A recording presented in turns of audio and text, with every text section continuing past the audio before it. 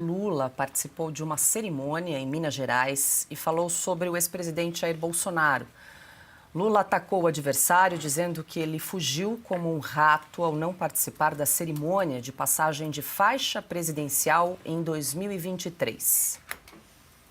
Só há uma razão para uma pessoa como eu ser candidata a presidente da República.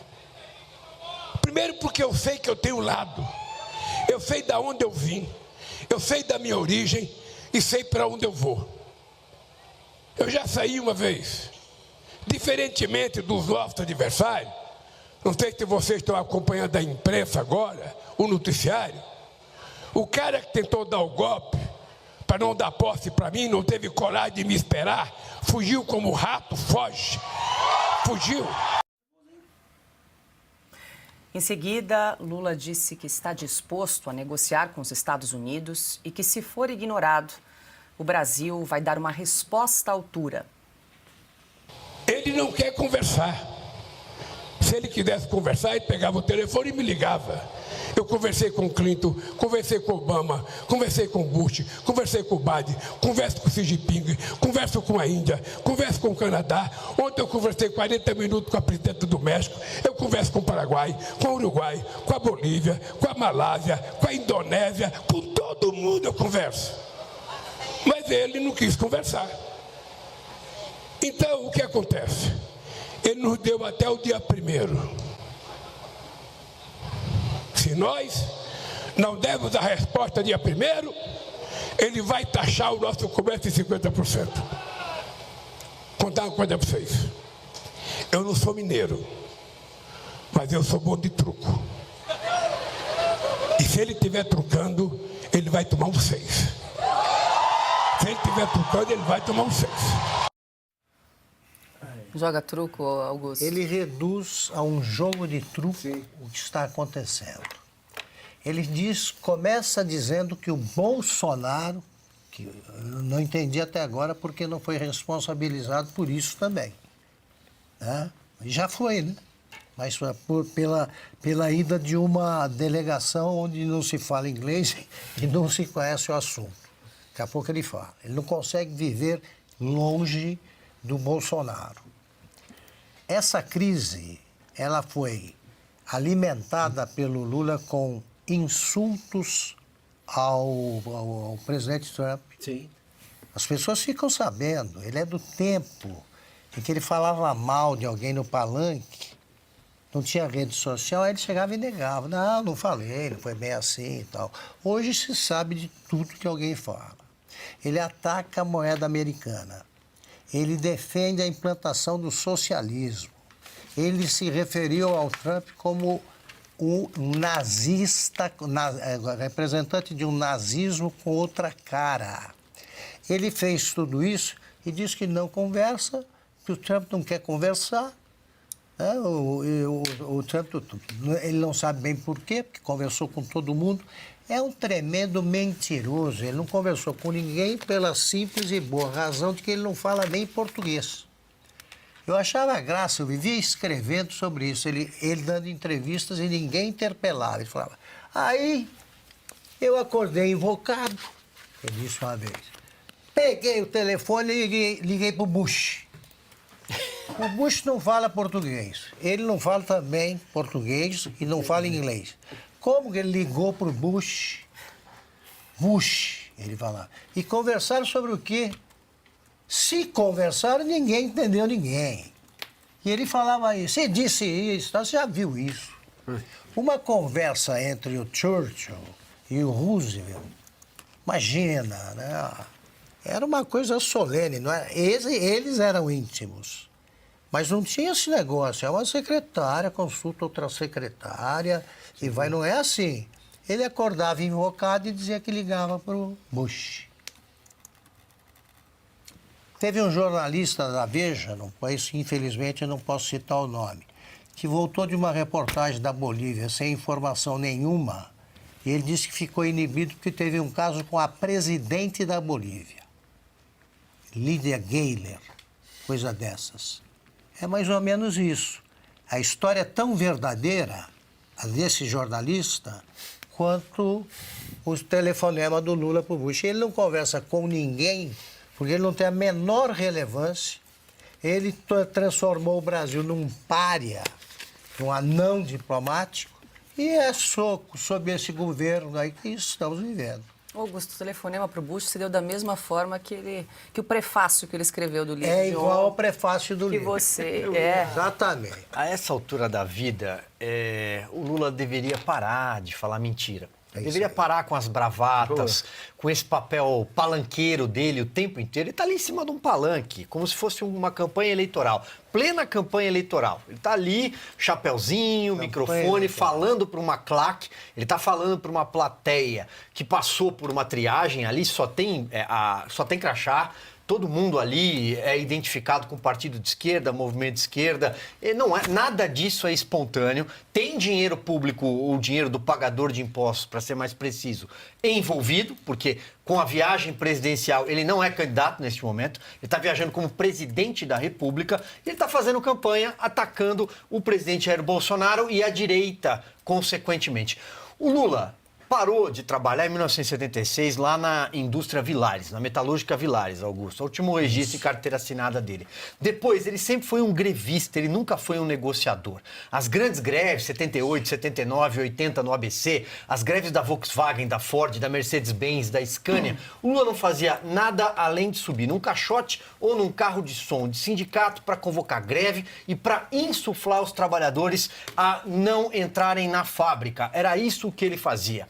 Aliás, a comunicação na época dos sindicatos se dava por meio de por duas formas. Primeiro, eles deixavam um recado atrás de porta de banheiro das montadoras, porque havia uma revista, ou eles entravam com meião de futebol e diziam que iam jogar uma pelada depois do trabalho ou na hora do almoço, e ali dentro eles colocavam jornaizinhos e informes dos sindicatos que era para parar, que era para travar. Era sempre contra o patrão, mesmo com orientações explícitas de que aquilo poderia acarretar prejuízos para os pagadores de impostos, pais de família, que estavam ali naquelas empresas para levar comida para casa.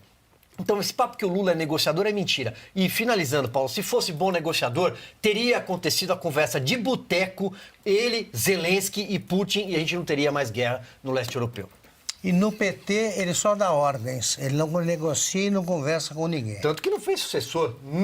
Nunca negociou o sucessor, nunca negociou concorrente política nenhuma. Aliás, para ser eleito em 2002, ele antes entregou o partido nas mãos do José Dirceu. Esse sim sabia articular com a cabeça maquiavélica que tem. Piotr, a gente brinca aqui, traz um pouco de ironia, mas o assunto é sério, bastante grave, né? E a forma como o presidente da República tem lidado com esse iceberg, né? Nós estamos nos aproximando aí de um abismo próximo dia 1º, sexta-feira, e aí, depois de oferecer jabuticaba para o presidente Trump, ele oferece um jogo de truco, diz que vai tomar um 6, ele vai tomar um 9. Nós todos, inclusive, vamos tomar um 9 muito em breve, se nada for feito até lá.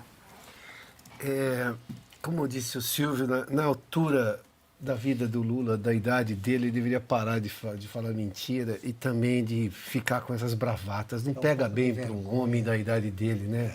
Isso é coisa de palanqueiro, de quando ele começou a vida política dele. Aí, ainda assim, que era completamente ineficiente, improdutivo, não para ele, né? Que ascendeu na vida com os acadêmicos da USP dizendo, olha aqui, uma liderança importante surgindo.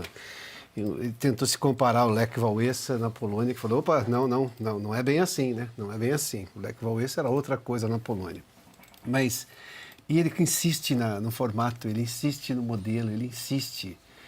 Num momento como esse, em que você tem data para o tsunami chegar, você tem data para o iceberg, para bater no iceberg, ou seja, ele continua nisso.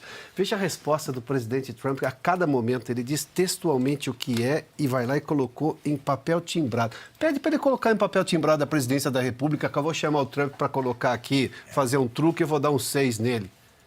Tem coragem de fazer isso? Não tem porque é só bobagem. Agora, enquanto isso, o Augusto citou há pouco aqui o agronegócio, que diz que não conseguiu avançar em negociações porque o governo bloqueia.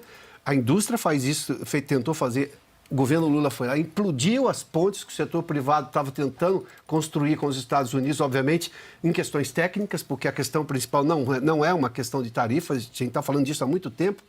E o presidente da República do Brasil, sem nenhuma preocupação com os interesses nacionais, com as consequências dos atos completamente incoerentes e, mais que isso, irresponsáveis dele, continua insistindo na tese. O sono.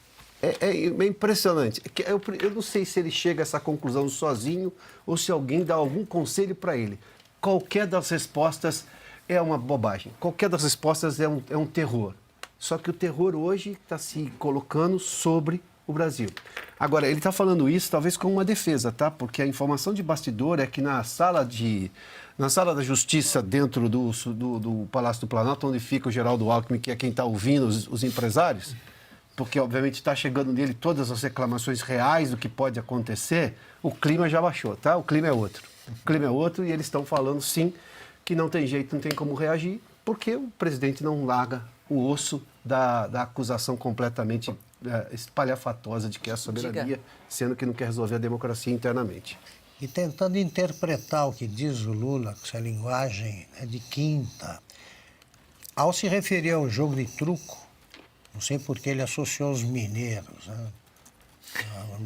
Vai saber de onde ele tirou essa. Ele está falando em blefe, né? Isso. Está falando em blefe. Ou ele está dizendo que acredita que o Trump esteja blefando, que ele vai ganhar porque ele blefa também, ameaçando a reciprocidade. Não é nada disso, não. O Trump está jogando sério. E ele disse que o Trump não negociou 10% do que ele negociou. O Trump é negociador. Foi a vida inteira negociante. E por isso ficou tão rico. E negociou em política também. Ele tem toda essa experiência. O Lula jamais negociou coisa alguma.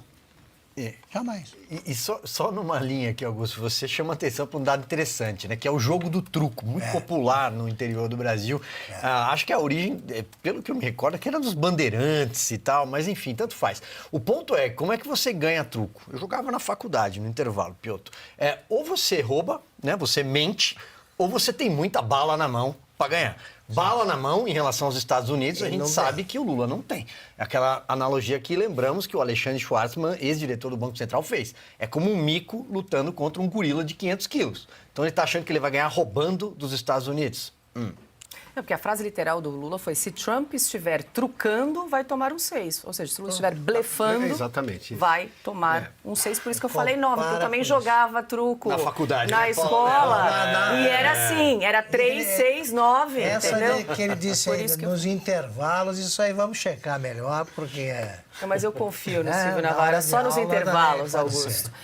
Cauti, deixa eu te ouvir também, porque só para reforçar, o presidente americano Donald Trump ontem, ele esteve num evento em Washington, reforçou as tarifas de 50% e disse o seguinte, aspas para o presidente Trump: temos tantos países que não é possível negociar acordos com todos. Então, temos uma tarifa simples e direta de 15% a 50%. Em alguns casos, é 50% porque o relacionamento não tem sido muito bom com esses países. Então, apenas dissemos, vão pagar 50%. É assim que as coisas são, fecho aspas, para a fala do Trump num evento em Washington ontem. Não, desculpa. Não, só uma observação. Ele não tem a menor noção do significado das coisas que ele diz.